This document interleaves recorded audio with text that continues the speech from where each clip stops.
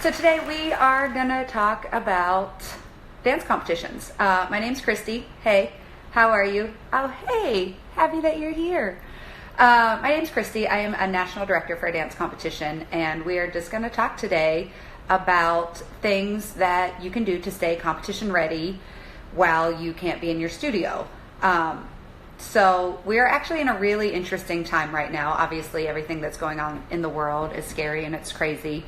But you guys are so fortunate to have all of these learning tools and be able to just get on the internet and learn from so many people. And CDI is doing such a great thing here with all the seminars, and we have the classes in the evening. So I'm very grateful. Thank you, Miss Casey, for being a part of this, because CDI is such a wonderful program that prepares dancers for all kinds of things in life.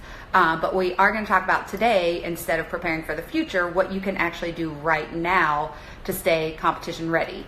Because as you know, this crazy part of life right now is happening, and you can't get into the studio, you can't rehearse all the time. But once all of this gets back up and rolling and competitions are in full swing and you're back in your studio, you don't want to be, not quite ready, because you guys have trained so hard up until this point. The one thing I do ask, hey everybody, glad to have you all here. The one thing I do ask, I get distracted really easy. So if you have questions, will you just hold your questions till the end? I'll give you some things there at the end. So dancers, this is first for you guys. What can you do while you're in your house and you can't leave your house to stay competition ready? The first thing I would tell you to do is ask your teacher for your critiques if you don't already have them. So teachers, if you are watching, I know we don't always share critiques with the dancers, but especially for their solos, maybe we could make an exception at this time. So share those critiques with the dancers. Dancers, get your critiques and really listen to them, and not just roll your eyes and be like, oh, they didn't even see my jump. No, listen to what they're saying and why they're saying it. So if there's a point that they gave you a critique or gave you a note, think about really what was happening in that moment. Some competitions do video critiques, which is really great, so you can see actually what you looked like when that happened and realize, oh yeah, maybe that foot was sickled. But think about it. Listen to it. What are those parts? And really, in your brain, figure out what it was that you were doing. And if you can see what you were doing in that moment, then really go back. Just keep rehearsing that moment, just that moment. You don't have to run your whole dance in your living room or in your kitchen, because mom might freak out a little bit about that, especially if it's a tap solo. But run that and think about those parts and why they corrected you and what they said, because that's what they're here for. The judges are here to correct you anyway, not to just sit back and be like, oh, she doesn't know what she's doing. They're here to help you. So really take their things, their critiques into your brain and into your body. Secondly, listen to your music.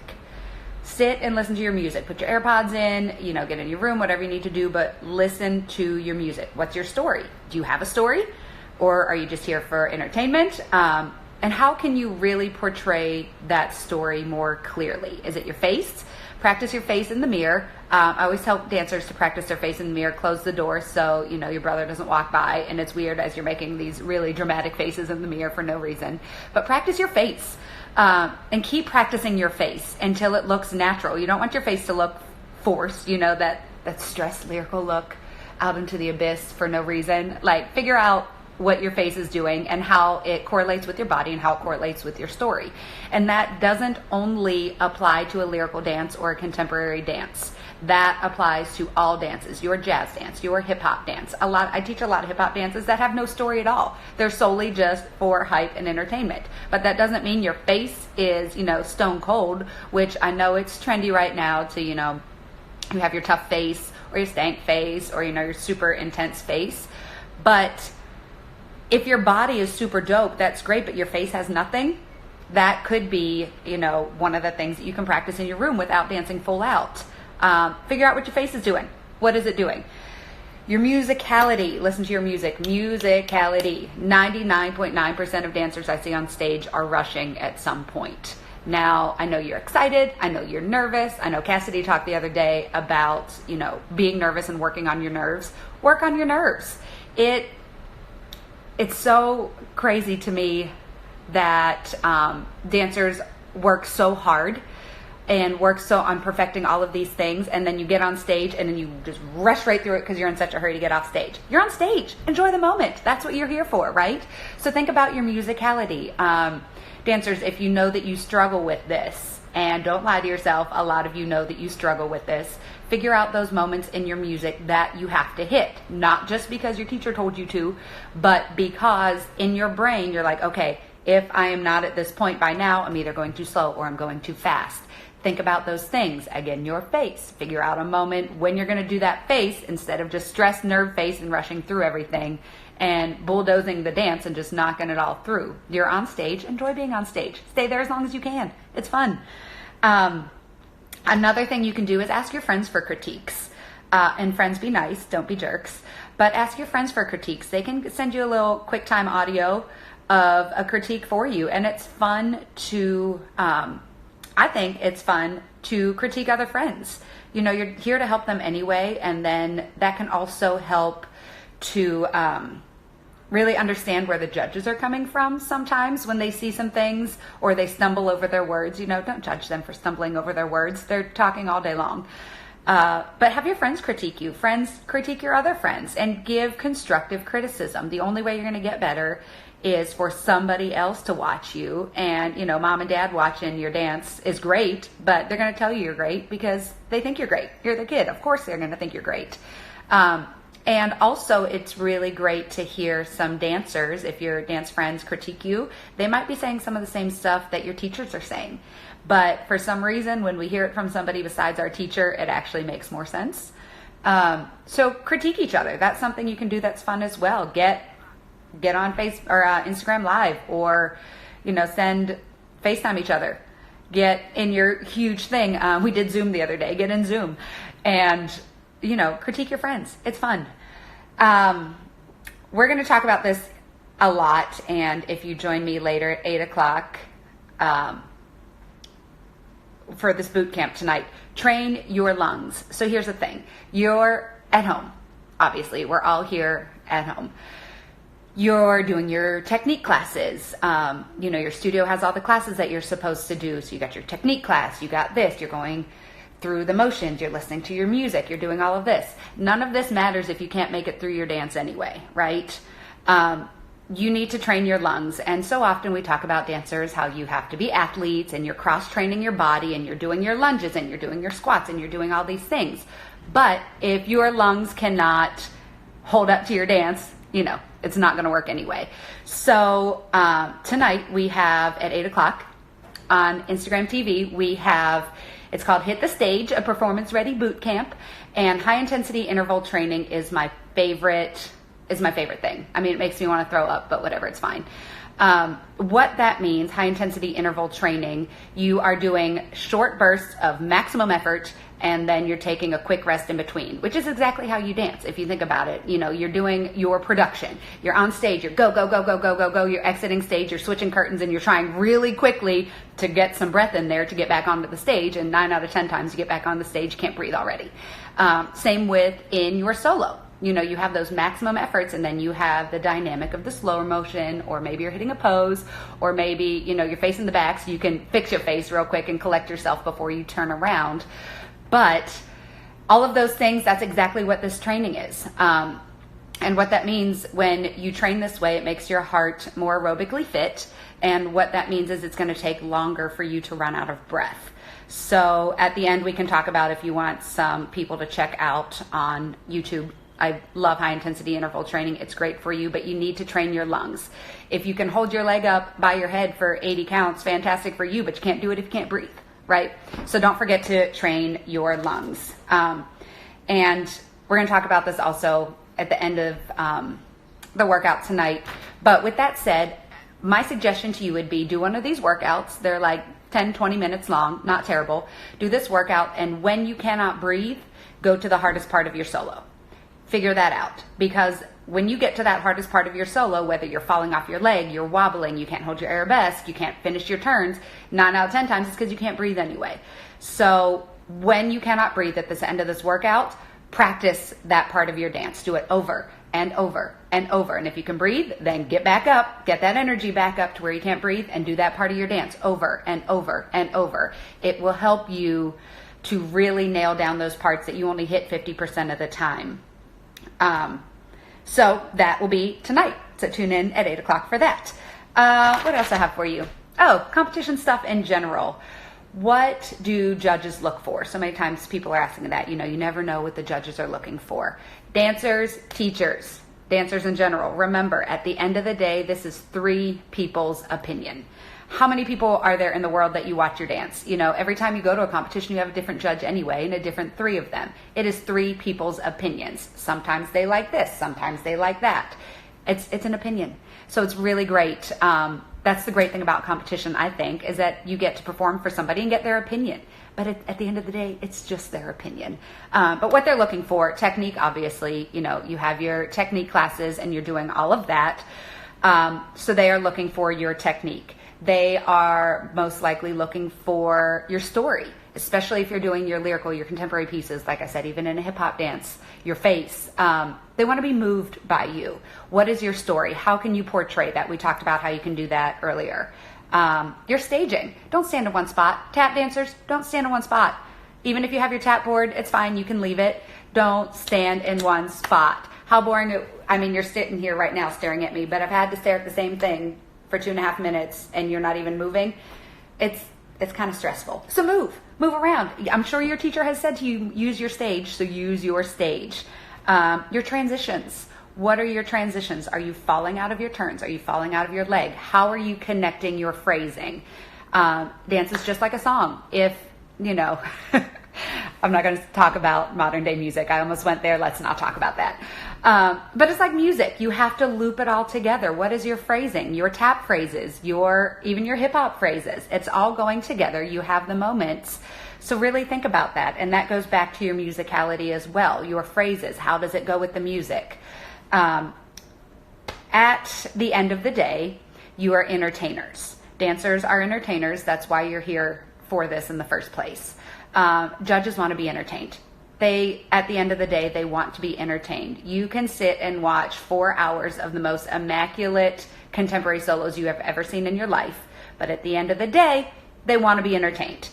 It's 4 hours of contemporary solos. So what can you do to entertain them? We talked about your face. We talked about your musicality. We talked about your solo. We talked about your phrasing. All of those things. Figure out what makes you stand out that you are entertaining those judges. And that is also something that you can move forward with in life. Cassidy talked about that the other day. What makes you stand out? What's going to make you stand out at an audition? So the same thing applies for when you're on stage doing your solo.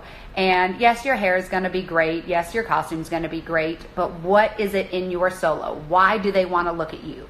So figure that out. That's something that you don't need to be dancing to figure out. Lay on your bed. Think about it. Put your headphones on. Listen to your music and what is going to make you stand out from those other soloists. Yes, you might have great legs. Yes, you might have great turns. But you're an entertainer. Those things are only entertaining for that split second. So collectively in your piece, what is going to entertain the judges the most? So think about those things. Tappers. Hi, tappers. Like I said, don't forget about your staging. Some people like to bring their tap board on stage. It's cool, great. You don't have to, but if you choose to do that or if your teacher wants you to do that, great, love it. If not, bring your tap solo, bring your tap dances to the front of the stage. Come down stage. 9 out of 10 times they have a tap mic down there. Also, 9 out of 10 times the Marley isn't all the way to the front, so get on that wood. It might be a little slick. It's fine. Hold your center. Use that wood. You're going to sound so great. And not to mention, even if it's not wood, if it's just Marley, you are closer to the judges. So they're going to be able to hear what you're doing. With them hearing what you're doing, don't get it twisted. Then they're going to hear if you miss those sounds or if you're cheating halfway through. So make sure, you got that on point as well. But I tell a lot of tap dancers this, 9 out of 10 times dance competitions will not have a tap judge there. You hope they do. And a lot of times they do, but sometimes, depending on where you are or how the scheduling works out or the availability of the judges, sometimes tap judges are hard to come by. So sometimes they're just not there. So what that means, dancers, is while you might be super dope from your knees down, it doesn't matter if they don't know what you're doing. So from your hips up, you have got to be on point. What are your arms doing? What is your body doing? What is your face doing? Can you not breathe because you're tapping your feet 1,000 miles a minute? Can you not breathe? So is your face like this the whole time? Practice your face, practice your HIIT cardio so you can breathe through your tap dance. But you need to think about so take your parents for interest. Take my mom. I love my mom. She loves dancing, knows nothing about tap dancing. We can go to a show, a tap show, and she is blown away by a time step. How many people cheer for a time step, right? It's the easiest thing in the world. But people love it. Why? Because it's showy and it's flashy. 42nd Street, hard show, but you're doing running flaps for 80 hours, but you're doing running flaps. It's not a difficult thing to do, but it's showy and it looks great. So tappers remember that. And tap choreographers remember that. If you come from an area where tap is very heavy and you're going to have judge there, great, live your life. But don't over choreograph it, because if those dancers don't have a moment to use their whole body and use their whole face, then the judges it's going to blow right by them anyway. So that's what I have for tappers. General competition note, make friends. You're all in this together. You're all growing up together. You're all doing the same thing. Just because you're competing against each other doesn't mean you need to hate each other. Make friends. You're all there. Be kind to the dancers backstage. Tell them congratulations. Clap for them. Please stay out of the wings when they're trying to dance. When you are backstage, be nice to the backstage manager. They are trying so hard to keep this competition running, and they have you freaking out about your costume. They have the teacher freaking out about the costume changes. You have somebody else who just threw up because they can't breathe on stage because they didn't do their HIIT cardio. Be nice to the backstage manager. It's stressful back there. Awards. Oh, awards. Please clap for everybody. Everybody look at me in the face. Get off of your phone during awards. It's annoying. People don't like it. The judges see you doing it, and they might, remember that when they see you in your solo, be like, oh, that was the girl that couldn't get off her phone. She was doing TikTok the whole time in the back corner. Pay attention. You're at awards, so be grateful. Yeah? Sound good? With that said, I also wanted to tell you that moving forward in life, working for a dance competition is a great route to go, especially if you're in college, depending on when you can travel. But if you grow up dancing at a competition and you get to know the directors and you get to know the backstage managers, ask them if they're hiring. It's a great job to have. You get to travel, even if you're selling merchandise or, you're selling photo videos. You don't have to be a judge necessarily. You can work for a dance competition. It pays great, and you get to network with so many great people. You get to network with the judges, and you never know. That's how I've met so many people, just by working for dance competitions. So it's a great thing to consider, later on in life whenever you need some jobs. So I think that's all I have to say in general. I don't know. Oh, hi. I don't know if I missed some things that you guys are thinking, but I am open to any questions, comments. If anybody needs to say anything, I saw a lot of loves and a lot of amens, especially on that awards thing. But if you guys have any questions for me, I'd be happy to answer for you. Oh, hello. Hi. Yes, loves. Sound good? Great. Then cool. If we don't have any... Oh, that's my dog. Sorry. If you guys don't have any questions, then hopefully this was at least a little bit helpful. Things you can work on, especially with your solos. Get your critiques. How to respond if you get a low award. Oh, thank you, Miss Casey. With grace.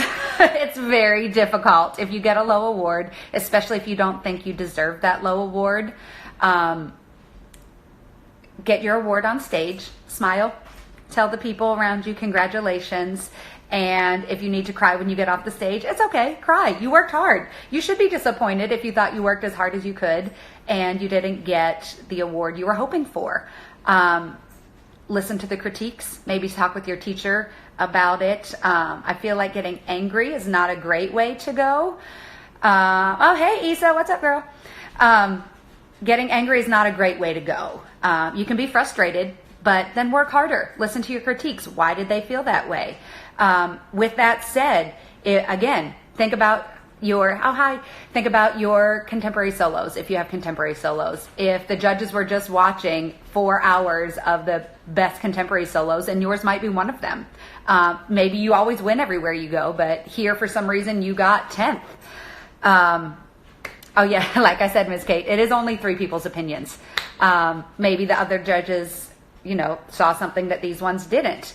It is only 3 people's opinions, and these are long days. Again, like I said, what is going to make you stand out? So figure out what will make you stand out so the judges are paying attention to you more. If you don't agree with their award, it's okay. You don't have to. They maybe don't agree with your dance.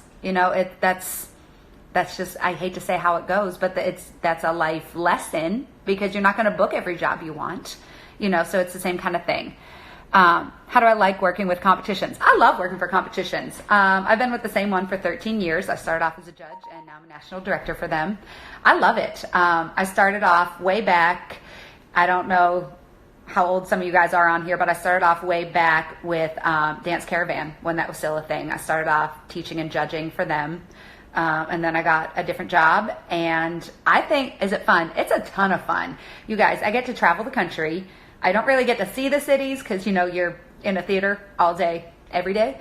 But it is so inspiring to see all these young dancers out there. And I'm an older person, so dance is completely different than it was when I was growing up. So it's really great. It's a lot of fun. You meet so many great people.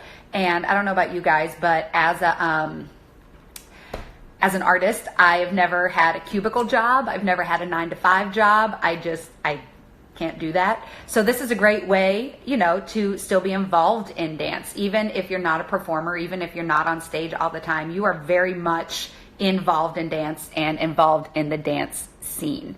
So I got, hey, how do you feel dance competitions translate into performing and professional world? I didn't grow up going to a ton of competitions, but I really think we did convention circuit more than we did competitions. But I think competitions are great to prepare you for a professional world.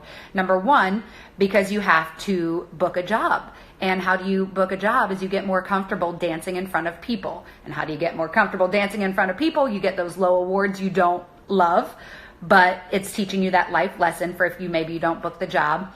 But you get used to performing, and you get used to being out in front of people and being around people. You're competing, especially if you compete regionally a lot, you're competing with the same dancers all the time, so you know each other. Same thing goes with when you start auditioning. You're auditioning around the same people, you're making the same friends, you're making the same connections. So I think it's really great to get on stage and to be involved in this prior to heading into the professional world. With that said, how I said, be nice to the dancers around you, be nice to the backstage manager, be nice to everybody, because as you get older, and my older friends in here, you guys know this, the dance world is so small. That girl that you are competing against might now be the assistant choreographer on the job that you want. But you hated her growing up, and you were such a jerk to her growing up. You think she's going to hire you? No way. Why? Because you were a jerk. So be nice to everybody. Be supportive of everybody. You're all in this together, and you're all going to be working together. What else I got? What does particularly stand out when you watch for a dancer when you're judging? Yes to that. Oh, hey, MK. What stands out when I was judging? I go back to the entertainment factor. Everybody can work on their technique. Everybody can have a great leg. And that will come down to in your professional life as well. When you move to LA or when you move to New York, everybody's great. Everybody is great. You're going to be in a room full of great people, and you all are amazing. So what makes you stand out? So what I would look for as a judge, yes, your technique, but your entertainment value. What is your story?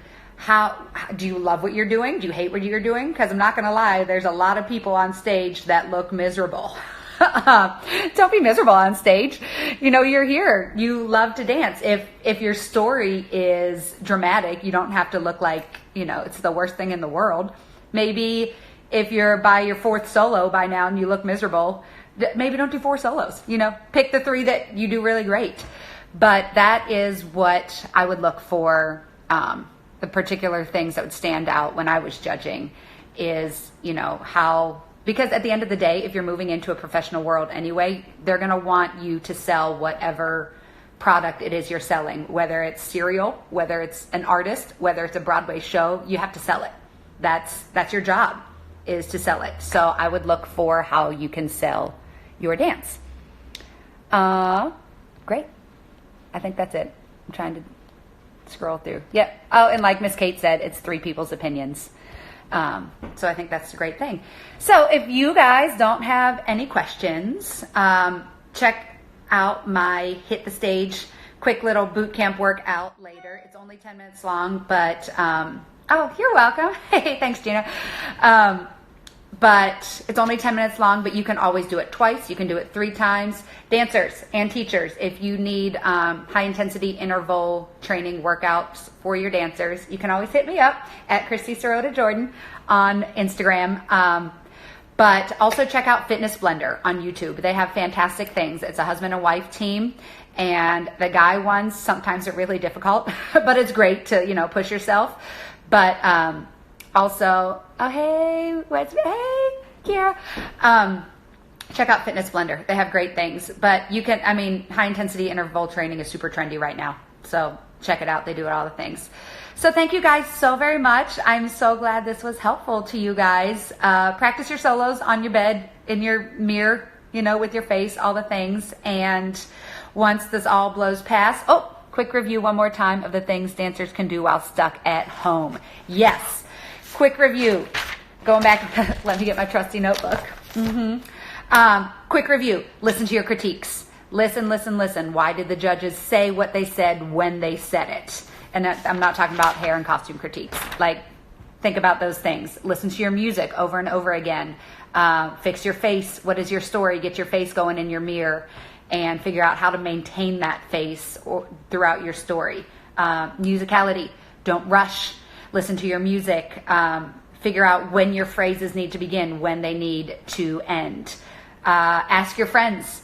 Ask your friends for some critiques. Send them a video of you doing your solo. They can send you back some critiques, and you guys can help each other with that. Good thing to do for group dances as well. Like if you're in the group dances together, you can each help each other with that. And train your lungs. The high intensity interval training will make sure that you can breathe all the way through your dance and not look like a train wreck by the end because you're out of breath. So that's my quick recap for you guys. And of course, be nice backstage. Be nice to everybody. Off your phones during awards. Clap for people. And always consider working for a dance competition after you're in high school, because it's a great way to go and a great way to network. So thank you guys so very much. I will see you later. Thanks. Bye.